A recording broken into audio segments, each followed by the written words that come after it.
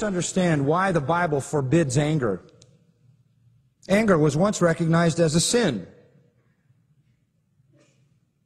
Now, when I grew up, self-control was socially valuable. Did you ever, I remember teachers writing home letters to my parents. They did that all the time.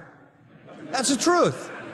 And the typical letter said, Johnny has a lot of potential, but he never has any self-control. What they didn't understand was I had things to say. And I needed to say them. And it was just too bad the teacher was talking at the same time. They used to say he just has no self-control. Johnny lacks self-control. That was pinned up in our kitchen. They didn't know this was a gift. This was a ministry. But my parents used to spank me because I did not exercise self-control. Self-control was a virtue. You didn't say everything you thought. You didn't vent your venom and your hostility and your anger. By the way, psychologists know how totally self-destructive that psychological theory was, and it's now passé. But that was the hot one when I was a student. Anger is now exalted. I have heard, I'll bet you 50 times, the people have a right to be angry. Have you heard that? They have every right to be angry. What do you mean they have a right to be angry? Anger is a sin. Nobody has a right to be angry. A policeman doesn't have a right to be angry. Criminal doesn't have a right to be angry. Nobody has a right to be angry.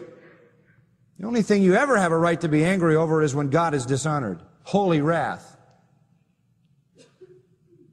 This is a Rambo mentality. I'm angry. That's it.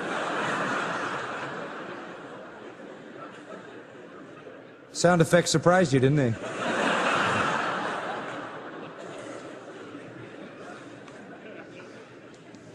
Still a little boy in me, I guess. You don't have a right to be angry. Ephesians 4:31 says, let all bitterness and wrath and anger and evil speaking be put away from you with all evil. James 1:20, the wrath of man works not the righteousness of God. You don't get the righteousness of God out of the wrath of man. Ecclesiastes 7:9 says, anger rests in the bosom of a fool. Anger is just the venting of sinful flesh. Anger destroys, and it even destroys the one who is angry.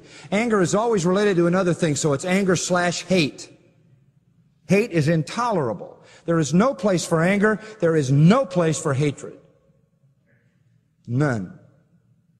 You say, well, what about my enemy? What about the one who offended me? What about the one who treats me unjustly? What about people who are wreaking havoc in our society? What about them? Shouldn't we be angry? Listen, it says, these are the words of Jesus, Matthew 5:43, you shall love your neighbor and hate your enemy, say the people of your time. But I say to you, love your enemies and pray for those who persecute you, in order that you may be the sons of your Father who's in heaven. What does that mean? That means that when God looks at his enemies, he's concerned about their well-being, and you be the same. Jesus, when he was reviled not back. And when he was slaughtered on a cross, he said, Father, forgive them. They know not what they do. There is no place for anger and hatred. Hatred is an offense to God. Hatred is a wickedness. Any kind of hatred at all directed toward anybody, no matter what they may have done to you, is outside the tolerance of God and is a sin.